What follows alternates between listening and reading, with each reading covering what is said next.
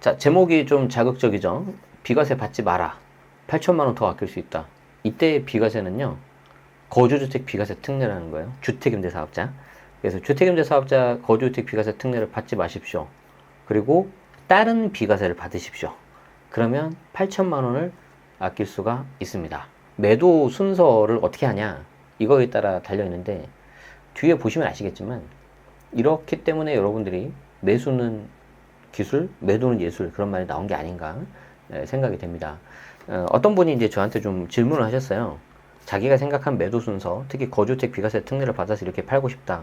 그래서 제가 이제 그 물건 양도 차익하고 양도세를 계산해가지고 그럼 선생님 방식으로 했을 때 5천만 원 세이브가 됩니다. 이렇게 알려드렸고요. 그런데 제가 가만히 보니까 그게 하면 안 될 것 같아서 선생님 그렇게 하지 마시고요. 요 방식대로 팔아보세요. 그러면 1억 3천을 세이브할 수 있습니다. 그렇게 하니까 얼마 세이브 돼요? 5천만 원과 1억 3천. 8천만 원 아낄 수 있는 거죠. 안 믿기시죠? 자, 거주주택 비과세 특례는 뭐냐면 요즘 그림을 그려서 설명해 줘야 되겠네. 주택임대사업자의 거주주택 비과세 특례입니다. 즉 지자체와 세무서에 등록한 주택임대사업자만 해당하는 거고요. 자, A, B, C가 있는데 A에 대해서는 거주, B에 대해서는 임대인데 그냥 임대가 아니라 지자체와 세무서에 등록한 세법상 장기임대주택이어야 돼요. 장기임대주택이라고 해서 무조건 8년, 10년인 건 아니고 과거에 5년짜리도 있었어요. 이제 그건 넘어가세요. 뭐 헷갈리면. 자, 어쨌든 중요한 게 뭐냐면 얘는 세법에서 말하는 요건을 다 준수해야 돼요. 가령 지자체 세무서 양쪽 다 등록해라. 임대 개시 6억이야 3억이야 요건 맞춰라. 5% 준수해라. 그리고 5년 8년 10년 의무 임대 기간 다 준수해라. 이런 여러 가지 요건들이 있습니다. 그리고 중요한 게 뭐냐면 거주주택이잖아요. 거주주택이기 때문에 요 A주택에 대해서는 무조건 2년 이상 거주해야 돼요. 무조건 2년 이상 거주. 만약에 비조정이면 어떻게 되냐? 그래도 거주해요. 비조정이니까 거주 안 했다? 그럼 이제 망하는 겁니다. 비과세 깨져버립니다. 진짜 조심하셔야 돼요. 자, 어쨌든 이런 것들을 다 준수하면 주택임대사업자의 거주하고 있는 주택을 양도하잖아요. 반드시 그걸 팔아야 돼요. 안 팔면 안 돼. 양도하면 얘가 빠져서 얘가 이제 비과세가 되는 거예요. 지금 그거예요. 그 컨셉을 여러분들이 이해하셔야 돼. 이걸 이해 안 하면 이제 여기서부터 말씀드린 거지 이해가 안 됩니다. 자, 그래서 내가 A주택이 있다. 거주주택이다. 2년 거주했다. 취득 당시 조정이다. 상관없다. 무조건 거주해야 된다. 자, 그런데 C하고 D가 등록임대주택이다. 세법상 장기임대 요건을 갖췄다. 그러면은 거주하고 있는 주택 A를 매각할 때 C하고 D는 주택수에서 뺄 수가 있어요. 그럼 얘는 비과세 받는 거예요. 1주택이니까.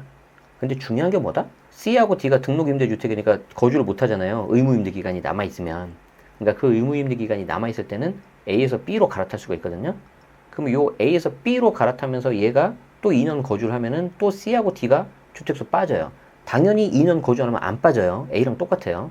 비조정이라도 무조건 거주해야 돼. 자, 근데 중요한 게 뭐다? 이제 C주택이 의무임대 기간이 끝났어요. 그러면 내가 여기에 대해서도 또 거주하면은 D주택을 주택수 빼버려가지고 C에 대해서 비과세 받을 수 있거든요. 이렇게 연속해서 비과세 받을 수 있는데 이거는 2019년 2월 11일 이전에 취득한 주택만 이렇게 되는 거고요.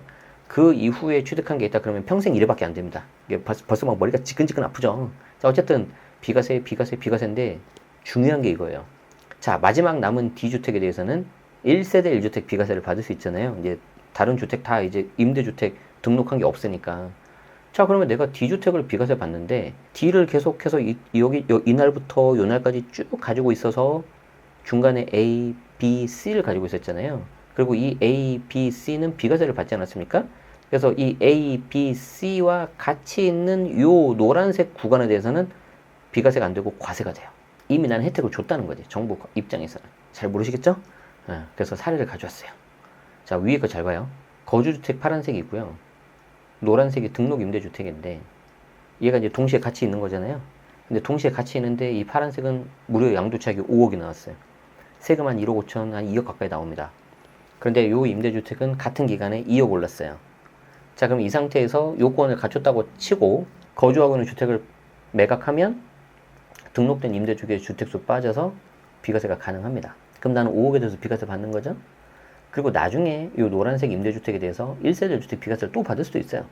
다만 1세대 1주택 비과세를 받을 때 이 거주주택과 임대주택이 같이 있던 기간에 오른 요 2억 있죠.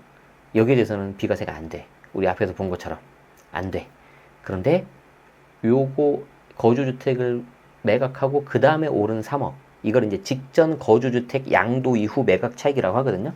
거기에 대해서는 비과세 받을 수 있어. 그럼 단순히 봤을 때 거주주택은 5억에 대해서 비과세, 임대주택은 3억에 대해서 비과세니까 토탈 8억에 대해서 내가 비과세 받는 효과가 생기는 거죠. 나쁘지 않죠, 이 정도면? 자, 그런데 최악의 경우가 이런 케이스예요. 거주주택하고 임대주택 두 개가 있는데 거주주택은 꼴랑 2억 올랐어요. 야, 임대주택이 5억이 올랐어요. 이때 내가 거주주택 비과세를 받아버리면 나는 2억에 대해서만 비과세 받고 요 5억을 과세해야 됩니다. 세금이 날아가 버려요. 그리고 나서 내가 나중에 임대주택을 1세대 1주택 비과세를 받으면 똑같아요. 직전 거주주택 매각 이후 오른 거에 대해서만 비과세 받기 때문에 얘는 2억, 3억에 대해서 토탈 5억 정도 세금이 줄어드는 효과가 나오는 거죠. 그러니까 이 경우에는 거주주택 비과세를 받으면 안 돼. 아시겠어요? 자, 그래서 이분이 이제 뭐 다른 이슈가 있는데 이건 개인적인 거라 말씀 못 드리고, 이분이 거주주택에 대해서 비과세를 받고 나머지 이제 B, C 이렇게 팔아가지고 이제 또 하나에 대해서는 또 비과세 되지 않습니까? 그래서 이렇게 비과세를 받고 싶다는 거예요. 근데 내가 계산해 보니까 5천만 원 세이브가 되는 거예요. 그래서 내가 그랬어요. 이거 하지 마시고요. 그냥 이거 세금 내시고 이거 그냥 1주택 비과세 받으세요. 그러면은 1억 3천 세이브가 됩니다.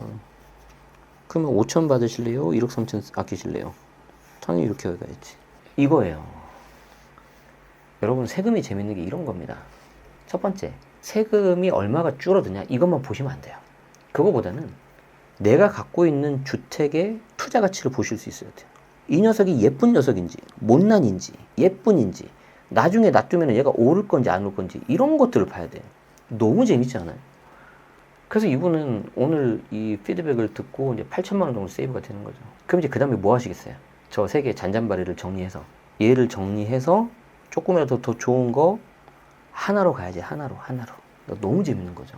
마치 우리가 이제 추리소설 같은 거 보면, 저는 추리소설 굉장히 좋아하고 어렸을 때 많이 봤는데, 저는 코난 도일의 그 셜록 홈즈보다도 모리스 르블랑의 아르센 루팡을 먼저 봤습니다. 그래서 이제 좀 루팡에 대한 그 약간 좀 호감도가 더 좋은데, 원래는 좀 뒤바뀌어 있는데, 어쨌든 이제 그렇게 했을 때 막 범인을 찾고 뭔가 실마리라고 하잖아요. 그걸 딱 잡으면은 딱 그거 이제 하면 풀리잖아요. 진짜 그때 희열은 정말 끝내주는 거예요. 그리고 정말 더 재밌는 게 뭔 줄 알아요? 똑같은 케이스인데 갖고 있는 물건이 뭐냐에 따라서 방법이 다 다르고요. 이 물건을 갖고 있는 소유자, 이 사람의 성향에 따라서 이렇게 피드백이 다 달라야 돼. 그래서 제가 이제 뭐 감히 뭐 저는 이제 그런 단계는 아니지만, 뭐 제가 예를 들어서 만약에 뭐 이렇게 공부를 해서 나중에 무슨 뭐 사주 같은 상담을 한다 그러면은 약간 그런 느낌이 막 들어요. 그래서 선생님은 이렇게 하셔야 돼요. 이런 게 딱 돼. 재밌어 너무. 근데 어쨌든 아시겠죠. 이거에 대해서 좀 어려우시면은 다시 좀 돌려서 좀 들어보시면 좋은데, 그래서 제가 이거 글을 제가 다 써놨어요.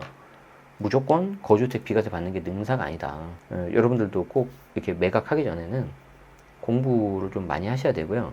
특히 내가 하려고 하는 그 세제 혜택이 크면 클수록 공부를 더 많이 하셔야 됩니다. 세상에 공짜는 없습니다. 아시겠죠? 공부한 만큼 돈을 벌자. 그래서 이제 우리가 이제 어렸을 때 보면은 막 부모님 뭐라고 하죠? 야, 공부 좀 해라. 공부해서 뭐 남 주냐? 그러잖아요. 남 줘야죠. 공부해서 다른 사람 알려드려야죠. 그러면 나도 좋고 그 사람도 좋고. 그러면 이제 우리가 사회적인 그 관점에서도 어떤 사회적인 경제적 손실이 데드웨이 로스라고 하는데 없어지잖아. 재정학에서. 그럼 이제 전체적인 사회적으로 좋아지는 거예요.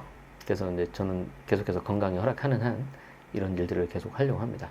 자, 여러분들도 꼭 이렇게 좋은 방법 찾으셔서, 요즘에 이제 거래량이 좀 늘어나면서 이런 고민들이 있는 것 같아서 제가 좀 사례를 하나 가져와서 말씀드렸습니다. 도움 되셨다면 좋아요, 구독 부탁드리겠습니다. 고맙습니다.